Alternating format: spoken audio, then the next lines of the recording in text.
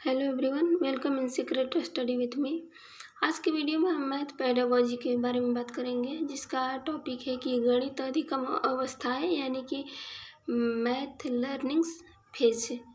इसमें क्या मतलब होता है कि किस अवस्था में लोग बच्चा सीखता है, वो सब इसमें कवर करेंगे। तो आइए स्टार्ट करते हैं अपना टॉपिक।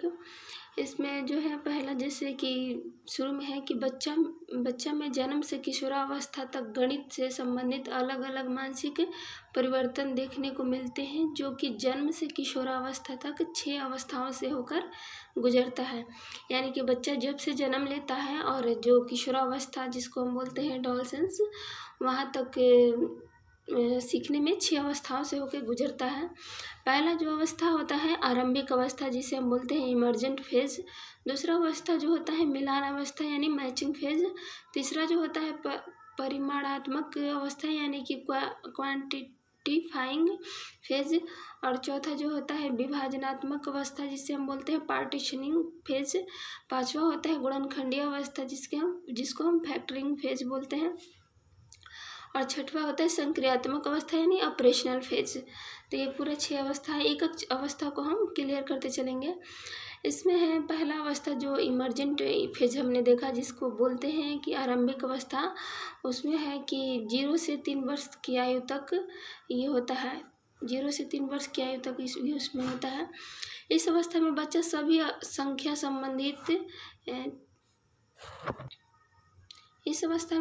सभी संख्या संबंधित संक्रिया को करने में सक्षम हो जाता है तथा भिन्नों के संप्रत्यय की व्याख्या में सक्षम हो जाता है। यानी कि इस अवस्था जो 0 से 3 वर्ष की आयु होती है, इसमें बच्चा हर तरह की संख्या को पहचान सकता है, पहचानने में सक्षम हो जाता है तथा भिन्नों को जैसे कहा जाता है कि ये 4 भाग है, इसमें 1 भाग निकाल लिया तो ये भिन्न वाला भी करने में सक्षम हो जाता है। फिर इसके बाद जो अगला फेज होता है, जिसको हम बोलते हैं मैचिंग फेज यानी कि मिलान अवस्था। मिलान अवस्था होता है 3 से 5 वर्ष की आयु होता है। इस अवस्था में बच्चा 2 संख्याओं के नंबर या गिनती बोल सकता है, किसी बड़े समूह के चीज़ों को भी गिन सकता है। वह गिनती बता सकता है कि कौन सी संख्या बड़ी है और कौन सी छोटी है। यानी कि इस अवस्था में होने लगता है कि बच्चे अगर 10 कहा जाए तो 10 बोलेगा, 20 अपने से बोल सकता है और 2 संख्याओं में अंतर स्पष्ट कर सकता है कि कौन सी बड़ी संख्या है और कौन सी छोटी संख्या है। इसके बाद जो होता है तीसरा होता है क्वांटिफाइंग फेज यानी कि परिमाणात्मक अवस्था, जिसे हम बोलते हैं 5 से 6 वर्ष की आयु तक की होती है।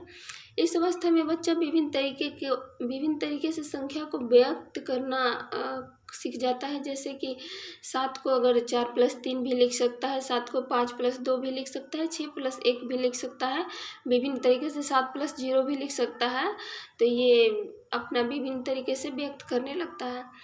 फिर अगला जो होता है वो पार्टीशनिंग फेज होता है, जिसे विभाजनात्मक अवस्था बोलते हैं। 6 से 9 वर्ष की आयु तक ये होता है।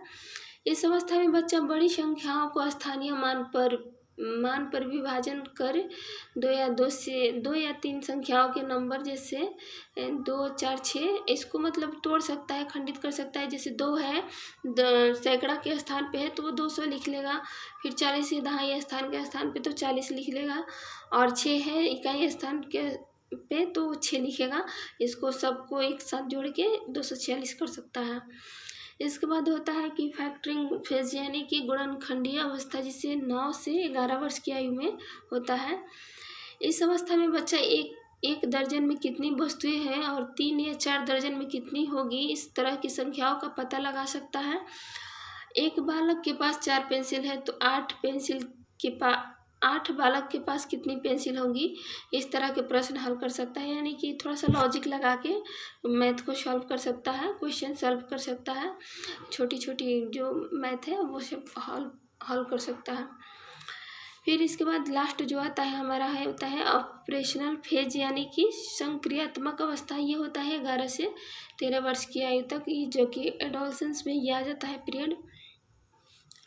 इस अवस्था में बच्चा जो है प्लस माइनस गुणा भाग स्थानीय मान सभी क्रियाएं भिन्न दशमलव संख्याओं पर चारों आधारभूत संक्रिया करने में सफल हो जाता है, जैसे कि यानी बोर्ड मास का नियम समझने लगता है, या हर तरह का वो कर सकता है, हर वैल्यू चेंज करके या वैल्यू रख करके वो अपना मैथ सॉल्व करने लगता है। इसको हम संक्रियात्मक अवस्था बोलते हैं, जो कि 11 से लेकर 13 वर्ष की आयु तक होती है।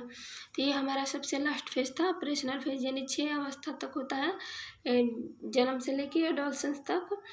तो ये हमारा आज का टॉपिक था। आज के लिए इतना ही। Thank you.